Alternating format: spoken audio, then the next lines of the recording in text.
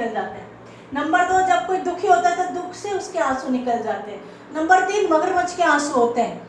और नंबर 4, पश्चाताप के आंसू होते हैं। और नंबर 5, ये जो आपने वचन पढ़ा है, ये वाले आंसू होते हैं। हम सब जानते हैं कि खुशी के आंसू होते हैं जब ऐसी कोई चीज हमें परमेश्वर देता है और हम बहुत खुशी के मारे आनंदित हो जाते हैं। When we are overjoyed, है ना, धन्यवाद सहित परमेश्वर के लिए, किसी के लिए भी हमारे आंसू निकल जाते हैं, है ना। और जब कोई दुखी होता है, बहुत दुखी होता है, तो वो दुखी में अपने आंसुओं को रोक नहीं पाता है। और एक होता है मगरमच्छ के आंसू निकलना। आपको पता है मगरमच्छ के आंसू की स्टोरी? सब लोग बोलते हैं कि तेरे मगरमच्छ के आंसू है, लेकिन उसकी कहानी आपको पता है? शॉर्ट में मैं आपको बताऊंगी। एक बार एक मगरमच्छ था, जिस नदी में वो रहता था, उस नदी का सारा जल सूख जाता है। जल सूखने के बाद मगरमच्छ बड़ा चतुर, धूर्त और चालाक होता है। वो जाकर के जंगल के राजा शेर से मिलता है और शेर से कहता है, मेरी नदी का जल सूख चुका है, क्या तू मुझे तेरे जंगल के पास वाली नदी में, जहाँ तुम पानी पीते हो, वहाँ पर मुझे रहने के लिए जगह देगा? तो फिर शेर की शेरनी बोलती, नहीं नहीं, इस मगरमच्छ पे विश्वास मत करो, तुम तो कोई भी जल लेने के लिए जाता है तो ये मगरमच्छ उसको खा लेता है, इस पे विश्वास मत करो। लेकिन वो क्या करता है, सारे जानवरों के सामने रोना शुरू कर देता है। रोना, ऐसे बड़े बड़े आंसू बहाता है जैसे कि वो बड़ा सच्चा इंसान है। तो फिर उसके बाद शेरनी उसको बोलती है, इसके आंसू पे विश्वास मत करो तुम। लेकिन राजा बड़ा दयालु होता है, वो कहता है कि नहीं नहीं, कोई बात नहीं। तो वो कहता है, ठीक है, तू हमारे जल, जहाँ से हम लोग जल पीते हैं ना सभी, इस जंगल के जानवर लोग, तो वहाँ पे जाकर के तू रह सकता है, परंतु देख, किसी की हानि मत पहुँचाना, तू वहाँ पे हमेशा रह सकता है। और उसके बड़े बड़े आंसू बह रहे होते हैं, अपने आप को सच्चा साबित करता है वो। तो कहता है ठीक है, और फिर वो वहाँ पे रहने के लिए चला जाता है। एक बार जिराफ वहाँ पे पानी पीने के लिए जाता है। जब जिराफ की मुंडी गर्दन लंबी होती है ना जिराफ की, तो पानी पीने के लिए जाता है। और जैसे ही वो जिराफ पानी पीने के लिए जाता है, वो मगरमच्छ अपना रूप दिखाता है, बाहर आता है और जिराफ की मुंडी तोड़ देता है और उसको जान से मार देता है और उसका लहू पी जाता है। तो इसके बाद वो जिराफ वहाँ पे मर जाता है। तो तब जाकर के जंगल के राजा को पता चलता है। उसकी रानी शेरनी उससे कहती, मैंने तुझसे कहा था ना, इसके आंसुओं पे विश्वास मत करना, ये धोखेबाज था, धोखेबाज है, ये धोखेबाज रहेगा, तू इसको अभी के अभी यहाँ से खत्म कर डाल। उसके बाद जंगल का राजा शेर आता है और अपने लोगों को लेकर के आता है और मगरमच्छ को मार डालता है। तो इसीलिए कहते हैं, अक्सर बोलते हैं मगरमच्छ के आंसू, मगरमच्छ के आंसू। मगरमच्छ की, जब मैं स्कूल में थी, छोटे बच्चों को पढ़ाया करती थी, तब मैं ये स्टोरीज बताया करती थी। इसीलिए मगरमच्छ के आंसू उसको कहते हैं कि जो झूठे झूठे आंसू होते हैं, जो दिखाते हैं कि भी मेरे आंसू हैं, लेकिन वो अंदर से सच्चे नहीं होते। होते हैं ऐसे लोग होते हैं, पता नहीं उनके आंसू कहाँ से आ जाते हैं, मुझे नहीं पता। वो बहुत तपा तपा तपा तपा तपा इतने आंसू गिरते हैं जैसे कि वो सच्चे लोग हैं। तो मगरमच्छ के आंसू ऐसे बोलते हैं। अक्सर हम कहावत में भी कह देते हैं ना, मैं कह देती हूँ मगरमच्छ के आंसू मत बहा, क्योंकि पवित्र आत्मा बताता है कि किसके मगरमच्छ के आंसू किसके नहीं है। तो हम अक्सर कह देते हैं तो मगरमच्छ के आंसू बहा मत, तेरी असली रूप मुझे पता है। तो मगरमच्छ के आंसू के पीछे ये वाली स्टोरी होती है। लेकिन प्रभु के लोग, कोई भी मगरमच्छ के आंसू बहाना नहीं चाहिए, उसका कुछ भी फायदा नहीं होता, ठीक है। और तीसरी बात है, जब हम पश्चाताप करके आंसू बहाते हैं। और चौथी बात जो मैं आज आपको बताने जा रही हूँ, वो ये है कि मारे मारे फिरने के द्वारा जो आंसू बहाए जाते हैं, जब किसी इंसान को दुख आता है, वो कैसा दुख होता है कि उस दुख में ना तो वो किसी को अपना दुख बता सकता है, ना वो खुल के सबके सामने रो सकता है, क्योंकि उसकी परेशानी अंदर ही अंदर होती है, वो घुटता रहे। ये आंसू किस परिस्थिति में बहाए जाते हैं? ये भजन लिखता है दाऊद, और ये 8वां वचन 56 अध्याय 8वां वचन कब लिखता है दाऊद, आपको पता है? जब वो शाऊल राजा, उसका रिश्तेदार दाऊद के पीछे पड़ता है और दाऊद को बिना मतलब से परेशान करता है, क्योंकि दुनिया को सच्चाई पता चल जाती है कि दाऊद शाऊल से बेहतर है। दाऊद ने शाऊल से ज्यादा दुश्मनों को मारा है ना। तो सारी की सारी प्रजा को पता चल जाता है, बिना मतलब से शाऊल जो था उसे चिढ़ने लगता है और उसकी जान लेने के पीछे जिंदगी भर वो एक ही काम करता है कि अब मुझे दाऊद को कैसे गिराना है, अब मुझे दाऊद के खिलाफ झूठे सबूत कैसे इकट्ठे करने हैं। और वो पूरी शक्ति ना शाऊल अपने दाऊद के पीछे लगा देता है। अरे तू राजा है, तू एक छोटा, एक गरीब बच्चा जो सबके सामने साबित हो चुका कि उसने गोलियत को मारा, जिस गोलियत को इजराइल के सैनिक भी नहीं मार सके, उससे दुनिया ने उसकी तारीफ करी, तो वो तारीफ उसके कानों में पड़ी, बिना मतलब से उसके पीछे पड़ जाता है और उसको मारना ही है, उसको मारना ही है, साम दाम दंड भेद, उसको सजा देनी ही है। तो तब जाकर के जो दाऊद है ना वो बड़ा भागता है, गुफाओं में भागता है, जंगल में भागता है। एक्चुअली जो दाऊद था ना वो शाऊल को मार सकता था, लेकिन परमेश्वर ने दाऊद को कहा था नहीं, तू इसको नहीं मारना। पता है उसको खाने को रोटी नहीं, पीने को पानी नहीं, उसके पास पैसा तक नहीं था, पूरा उसको खत्म कर दिया गया था। किसी इंसान के पीछे कोई पूरी की पूरी प्रजा पड़ जाए तो उस इंसान की हालत क्या होगी? फिर भी परमेश्वर उसके साथ है, कहते हैं मैं तेरे साथ हूँ, राजा के ऊपर हाथ नहीं उठाना, ये तेरे से बड़ा है, ये राजा है। और वो जब जंगल में छुपा होता है इतना परेशान हो जाता है, उसको इतने दिनों तक खाना नहीं मिलता, भाग भाग के वो एक जगह पे पहुंचता है जो कि प्रभु का निवास होता है। वहाँ पे जाता है और वो याजक को ऐसा कहता है कि मैं इतने दिनों से भूखा हूँ। तो वो याजक उसको सोचता है कि ये अभी भी शाऊल और दाऊद एक साथ ही रहते हैं, क्योंकि वो याजक दूर दूर जगह पे रहता होता है, उसको नहीं पता था। तो वो उसको पूछता है कि तू यहाँ पे कैसे आया, तेरे साथ और कोई क्यों नहीं है? तो फिर वो उसको बताता है कि मुझे किसी कारण से अकेले ही राजा शाऊल ने भेजा है। वो उसको भी नहीं बताता कि मेरे पीछे शाऊल ऐसा पड़ा है, कितना अच्छा है, वो कुछ भी नहीं कहता, लेकिन उसको भूख लगी हो तो कहता है मुझे भूख लगी है। तो प्रभु की मेज की जो रोटियां होती है ना पिछले दिन की, वो कहता है मेरे पास सादी रोटियां तो नहीं है, परमेश्वर के घर की रोटी है। तो वो कहता है कि ये तू खा सकता है। हालेलुया। कहीं पे उसको खाना, कहीं पे उसको ठिकाना नहीं मिलता, लेकिन दाऊद को परमेश्वर के घर की रोटी खाने को मिलती है। हालेलुया। उनको खा करके अपनी भूख और प्यास को मिटाता है।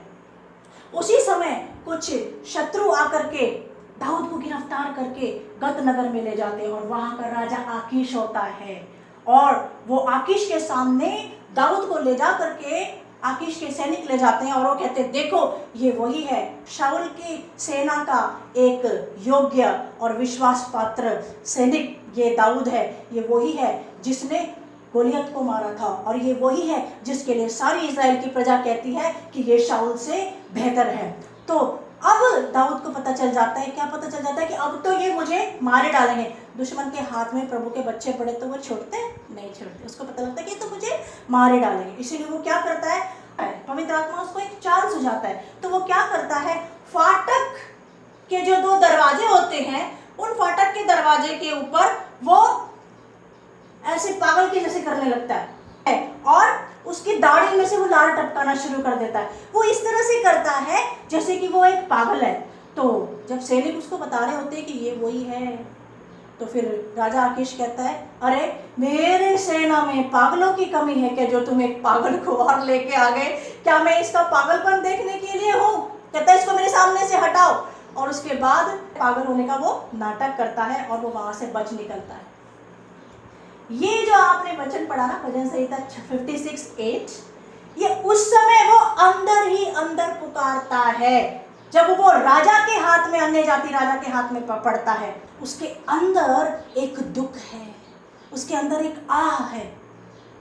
कहता है प्रभु मैं जो मारा फिर रहा हूं, तू जानता है कि मैंने कुछ भी गलती नहीं की, मैंने शाऊल का कुछ भी नहीं बिगाड़ा, फिर भी वो मेरी जान का दुश्मन बना है। मेरी आहें निकलती हैं, आहें जो निकलती है ना, आहें, लेकिन किसी के सामने रो नहीं सकते, किसी को बता नहीं सकते। जो आहें उसकी निकली ना, उनके बारे में दाऊद कहता है तू मेरे मारे फिरने का हिसाब रखता है कि मैं क्यों आज मारा फिर रहा हूँ, मैं निर्दोष हूँ, और तू मेरे मारे फिरने का हिसाब रखता है। जो मैंने आंसू बहाए हैं उनको भी तू कुप्पी में रखता है। आहें जब निकलती हैं और उस आहों में जो आंसू निकलते हैं उनके लिए दाऊद कहता है कि वो कुप्पी में रखे हुए हैं। मैं आपको बताती हूँ हमारे जीवन में भी ऐसे ही होता है। मेरे जीवन में तो हुआ है, जिनको सच्चा परमेश्वर बुलाता है ना उनके जीवन में पक्का ऐसा होता है। अगर आपके जीवन में वचन पूरा नहीं होता तो आप कहाँ के मसीह हो? बोलो प्रभु आपका वचन मेरे जीवन में पूरा हो। अक्सर आपके ऑफिस में, आपके काम की जगह पर, आपके कलीसिया में, आपके घरों में, आपके रिश्तेदारों में कोई बिना मतलब से आपसे जलता है, आपका कोई दोष नहीं होता, आपको देख करके वो जलन रखता है और आपको पकड़वाने के लिए, आपको गलत साबित करने के लिए वो कुछ ना कुछ मौका ढूंढता रहता है। आप उस समय कुछ कह नहीं पाओगे। आप अपने बॉस को बताओगे कि मेरे साथ ऐसा हो रहा है, नहीं, काम तो उसी जगह पे करना है।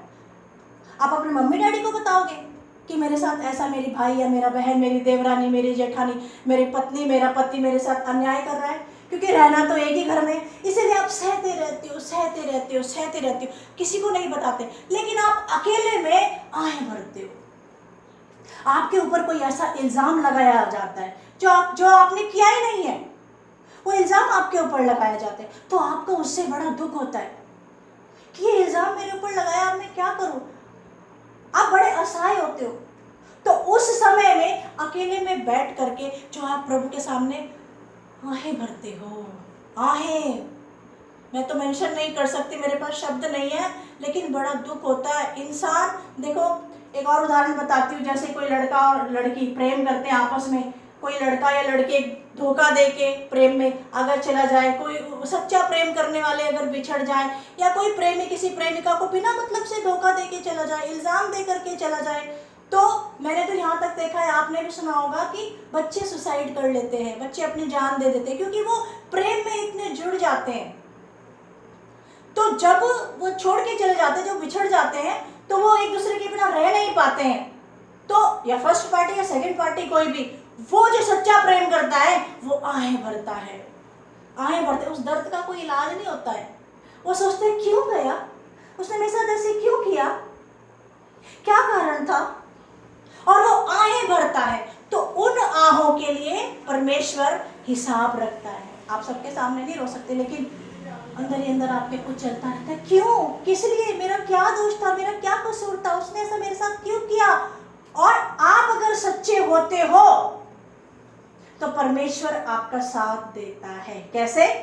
जैसे दाऊद का साथ परमेश्वर ने दिया, और परमेश्वर ने उसको आगे जाकर के इजराइल का राजा बनाया। हालेलुया। और आपको पता है, शाऊल और उसका बेटा दोनों एक ही दिन मर गए, क्योंकि उसने परमानेंट क्षमा नहीं मांगी थी। छोटा टिकटॉक क्षमा ऐसे नहीं चलता, संपूर्ण क्षमा मांग करके प्रभु भोजन में शामिल होने का। शाऊल भी मर गया, और उसका बेटा योनातन तो बहुत अच्छा था, एक ही परिवार में दोनों रहते थे, लेकिन योनातन ने शाऊल का साथ नहीं छोड़ा ना, इसीलिए शाऊल के चक्कर में योनातन भी मर गया, क्योंकि उसने अपने पापा का साथ दिया। ऐसे ही गलत इंसान का साथ देने वाला, चाहे एक कंपनी में हो, चाहे एक परिवार में हो, चाहे एक कलीसिया में हो, उसका भी वही हश्र होता है जो कि गलत काम करने वाले का होता है। बेशक चाहे आप सही हो, हम तो बाइबल से आपको सिखा रहे हैं, बाइबल हमारी प्रेरणा है, बाइबल हमारा इंस्पिरेशन है। हालेलुया। एक कलीसिया में रहते रहते आप एक दूसरे से जलन रखते हो, एक ही प्रभु, एक ही मेज में शामिल होते हो, एक ही रोटी है, एक ही प्रभु का लहू है, एक दूसरे से जलन रखते हो, आप खुद को उससे बेहतर समझते हो, आप अपने आप को सत्य और पवित्र साबित करने की कोशिश करते हो, जबकि परमेश्वर को पता है, परमेश्वर के दास को पता है, छोटी मोटी गलतियां हो जाती हैं ऑफिस में, घर में, चर्च में, लेकिन इसका मतलब ये थोड़ी है कि आप ही सच्चे हो, दूसरा ही आदमी ठीक है। दूसरा आदमी 99% गलत है, लेकिन 1% तो तुम भी होंगे। नहीं, मैं 1% भी गलत नहीं हूँ, but this is wrong, this is the word of God. Hallelujah, hallelujah. कलीसिया के अंदर आज मतभेद क्यों है, आज फूट क्यों है? क्योंकि एक गरीब को सताया जाता है और एक अमीर अपने आप को सुपीरियर समझता है। बाइबल का वचन कहता है कलीसिया के अंदर जो भी आता है वो समान होता है। सबके अंदर परमेश्वर ने जिनके अंदर आत्मा दिया है वो सब समान होते हैं, कोई अमीर और कोई गरीब नहीं होता। हमारे परिवार में ऐसा नहीं होता। हालेलुया। क्षमा परिवार में ऐसा नहीं होता। आमीन। तो कलीसिया के अंदर फूट का भी आज यही कारण है। क्या कारण है? जब एक दूसरे से जलन रखते हैं बिना मतलब से। यूसुफ सबसे बेहतर था भाइयों में, उसके पिताजी सभी को कपड़ा देते थे, उसको भी देते थे, सभी को बराबर प्यार करते थे, उसको भी करते थे, लेकिन उसके भाई बिना मतलब से यूसुफ से जलन रखने लगे और उन्होंने उसके लिए खड्डा खोदा। जो खड्डा खोदे वही उसमें गिरता है, isn't it? है ना? तो कौन गिरा बाद में खड्डे में? यूसुफ के लिए खड्डा खोदा, वो तो निकल गया और प्रधानमंत्री बन गया, अन्य जाति देश का, मिस्र देश का प्रधानमंत्री बना। लेकिन उसके भाई गिड़गिड़ाते हुए उसके पास आते हैं और बाद में वो उनके ऊपर दया करता है। ये होता है परमेश्वर का स्वभाव। हालेलुया। तो ये जो आंसू होते हैं, ये आंसू अलग होते हैं, जिसमें हमारी आहें निकलती है, हम कुछ कह नहीं पाते हैं। अरे मैं उसको समझाने की कोशिश कर रहा हूँ, मैं उसको समझाने की कोशिश कर रही हूँ, वो समझ क्यों नहीं पा रहा है, वो शाऊल समझ क्यों नहीं पा रहा है, यूसुफ के भाई समझ क्यों नहीं पा रहे हैं, आपस में दो बहनें समझ क्यों नहीं पा रही हैं, कलीसिया के लोग समझ क्यों नहीं पा रहे हैं, क्यों नहीं पा रहे हैं? क्योंकि उन्होंने परमेश्वर के वचन को ग्रांटेड ले लिया, परमेश्वर के घर को ग्रांटेड ले लिया, ग्रांटेड ले लिया। शाऊल ने परमेश्वर को राजा बनने के बाद घमंडी बन गया, परमेश्वर के वचन को ग्रांटेड ले लिया। शमूएल जैसा भविष्यवक्ता उसको अलर्ट करता था, आगाह करता था, लेकिन उसने परमेश्वर के वचन को ग्रांटेड ले लिया। निर्दोष लोग जब आहें भरते हैं और उनकी आहें कोई नहीं देखता, चाहे वो कोई ऐसा प्रेमी हो जिसको धोखा दिया गया हो, जो अपनी प्रेमिका से बिछड़ गया हो, या प्रेमिका हो जिसको उसके प्रेमी ने धोखा दिया हो, या कलीसिया का कोई मेंबर हो जिसको कलीसिया के किसी मेंबर ने सताया हो, या परिवार में पति हो या पत्नी हो, या सास हो या बहू हो, जिसको भी सताया गया हो, परंतु जो निर्दोष हो, दाऊद की तरह, यूसुफ की तरह, उन लोगों की जो आहें निकलती है ना, बड़ी खतरनाक होती है। I tell you in the name of Jesus, never hurt anybody। इस लेवल पे किसी को आप दुखाना मत। तो जब किसी को धोखा मिलता है ना, कोई निर्दोष होता है, कोई निर्दोष होता है ना, जब उसकी आहें निकलती है ना आपके लिए, बहुत खतरनाक होती है। मैं एक निर्दोष व्यक्ति के बारे में बता रही हूँ, जिसकी मैं गवाही देती हूँ। हालेलुया। एक निर्दोष, पवित्र, असामान्य व्यक्ति की मैं गवाही देती हूँ, जिसको मैं जानती हूँ, जिसकी मैं भक्ति करती हूँ, प्रभु यीशु मसीह। हालेलुया। वो निर्दोष था, वो परमेश्वर हमारे लिए मनुष्य बना, उसने मनुष्य रूप धारण किया, उसको पवित्रता पसंद थी, इसलिए वो पवित्र कुंवारी का गर्भ में आया और उसने मनुष्य रूप लिया, और वो ऐसा चला फिरा जैसे पवित्र परमेश्वर का बेटा। वो परमेश्वर का बेटा था, क्योंकि वो पुरुष से पैदा नहीं हुआ था, परमेश्वर के पवित्र आत्मा के द्वारा पैदा हुआ था। और उस परमेश्वर के बेटे यीशु मसीह को, जिसने हमारे बारे में ज्यादा सोचा, उसी को क्रूस पे लटका दिया, और जो दिमाग हमारे बारे में ज्यादा अच्छी कल्पनाएं करता था, उसी यीशु मसीह के दिमाग में मस्तक के ऊपर कांटों का ताज पहना दिया। वही हाथ जो हमें छूते थे और हमको चंगा करते थे, उन्हीं हाथों को कीलों पे कीलें लगा दी गई, उन्हीं हाथों को लकड़ी पे लटका करके, क्रॉस पे लटका कर कीलें लगा दी गई। वही पैर जो गांव गांव नगर नगर फिरते थे, पाप से फिरो परमेश्वर का राज्य निकट है, उन्हीं पैरों को बड़ी बड़ी कीलों से ठोक दिया गया। वो दिल जो हमसे प्यार करता था, वो सीना जो हमसे ज्यादा प्यार करता, सबसे ज्यादा प्यार जिसने हमसे किया, यीशु मसीह ने, उसी के सीने में बाला भोग दिया गया, उसी के। वो निर्दोष था, इसलिए उसके निर्दोष होने की गवाही इस कायनात ने दी, इस प्रकृति ने दी, क्योंकि ये पूरी प्रकृति परमेश्वर के हाथ में है। हालेलुया। आज परमेश्वर का निर्दोष बेटा क्रूस पर चढ़ाया जा रहा है पूरे प्रपंच के पापों के लिए, ताकि जो कोई यीशु मसीह का नाम ले, उसके पापों की क्षमा हो, उसको चंगाई मिले और उसका उद्धार हो। उसी को हमने सबसे ज्यादा नफरत की। और जब ऐसा हो रहा था, परमेश्वर का बेटा, स्वयं परमेश्वर का अवतार ईसा मसीहा क्रूस के ऊपर चढ़ाया जा रहा था, दोपहर से लेकर के तीसरे पहर तक अंधकार हो गया। क्यों नहीं होगा अंधकार? परमेश्वर सूली पर चढ़ाया जा रहा है, उसका लहू बह रहा है, उसके कपड़ों को फाड़ दिया गया। इतना निर्दयी मानव, निर्दोष की हत्या, इतना निर्दयी मनुष्य जाति। ये धरती के ऊपर खुदा ने पैर रखा, इस धरती को खुदा ने बनाया कि मेरे बच्चे मनुष्य रहेंगे, और मनुष्यों ने उसी परमेश्वर को मार दिया जिसने धरती को बनाया। क्या परमेश्वर को मारने की किसी में शक्ति है? नहीं। तुम मार के देखो, तुम कुछ भी कर सकते हो। परमेश्वर भी तुम्हारे सामने आया, तुमने उसको गलत बातें गढ़ के, उस पर दोष लगा के, कपट स्वभाव से तुमने उसको भी मार डाला। तो तुमने क्या सोचा? ऐ शैतान, तूने क्या सोचा? तू जीत गया? नहीं। दोपहर से लेकर तीसरे पहर तक अंधकार हो गया, और यीशु मसीह जिसको निर्दोष को तड़पाया गया, फिर भी दुनिया से प्यार करता रहा। उस समय भी उसने ऐसा नहीं कहा पिता इसको देख लेना, पिता इसको देख लेना, इसने मुझे सूली चढ़ाया, इसने मुझ पे दोष लगाया, इसने ऐसा कहा। नहीं, फिर भी वो क्रूस पर चढ़ते हुए क्या कहने लगा, हे परमेश्वर इनको क्षमा कर, क्योंकि ये नहीं जानते कि ये क्या कर रहे हैं। और ईसा मसीह ने अपना प्राण त्याग दिया, और प्राण त्यागने के बाद मंदिर का पर्दा ऊपर से लेकर नीचे तक फट गया, फट गया। एक कायनात है, मानव जाति है, प्रपंच के लोगों, आत्माधारी प्राणियों, मंदिर का पर्दा ऊपर से लेकर नीचे तक फट गया, ताकि अब आपके और परमेश्वर के बीच में कोई पर्दा ना रहे। यीशु मसीह ने उस दरार को दूर कर दिया। अभी किसी भी मध्यस्थ की जरूरत नहीं है, अब किसी भी ऐसे व्यक्ति की जरूरत नहीं है जो कि तुमको बोले लाओ मुझे इतना पैसा दो, लाओ नारियल दो, लाओ फूल दो, लाओ लाओ बलि के लिए बकरे दो, बलि के लिए बैल दो, बलि के लिए ये दो, भेंटे दो, मैं तुम्हारी मुलाकात परमेश्वर से कराऊंगा, मैं मध्यस्थी करता हूं तुम्हारे बीच में। अब ऐसा कोई भी नहीं रहा। यीशु मसीह के मृत्यु जब हुई, उन्होंने उस समय ही मंदिर का पर्दा ऊपर से लेकर नीचे तक फट गया। उस समय हमारी मुलाकात यीशु मसीह के नाम में खुदा बाप से हो गई। हालेलुया। इतना ही नहीं, यीशु मसीह तीसरे दिन मर के जिंदा हो गए। हालेलुया। मैं उस निर्दोष यीशु मसीह के गवाही दे रही हूँ, उस निर्दोष यीशु मसीह की गवाही दे रही हूँ मैं कि वो जिंदा है, और जिंदा खुदा का बेटा पवित्र आत्मा के द्वारा बात कर रहा है। एक हाथ से ताली बजती है तो बजा के दिखाओ। ताली तो दोनों हाथों से ही बजती है, लेकिन यहाँ पे एक आदमी का दोष होता है और एक आदमी निर्दोष होता है।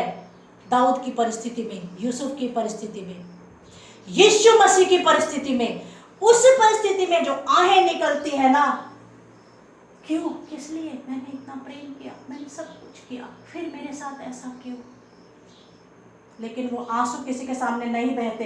अदृश्य आंसू जो होते हैं उनको खुदा का बेटा कुप्पे में बंद कर लेता है और उनको देखता है, और उनको देख करके कहता है, हाँ तूने आंसू जब बहाए थे, तेरी आहें निकल रही थी, तू निर्दोष थी, तू निर्दोष था, मैं समय पर लूंगा। जो रोते हुए बोते हैं वो जय जयकार करते हुए काटने पाएंगे। हालेलुया।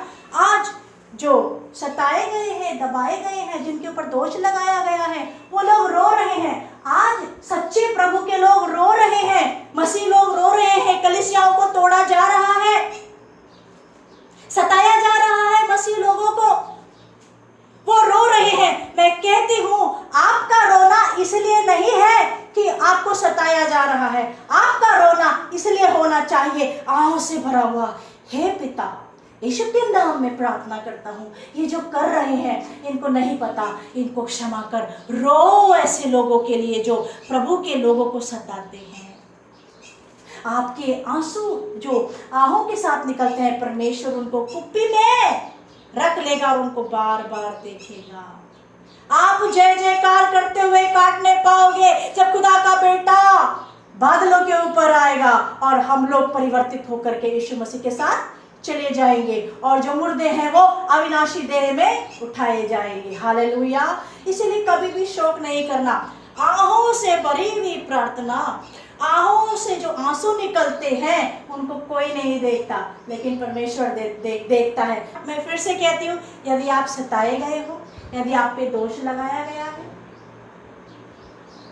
आप दाऊद, आप यूसुफ,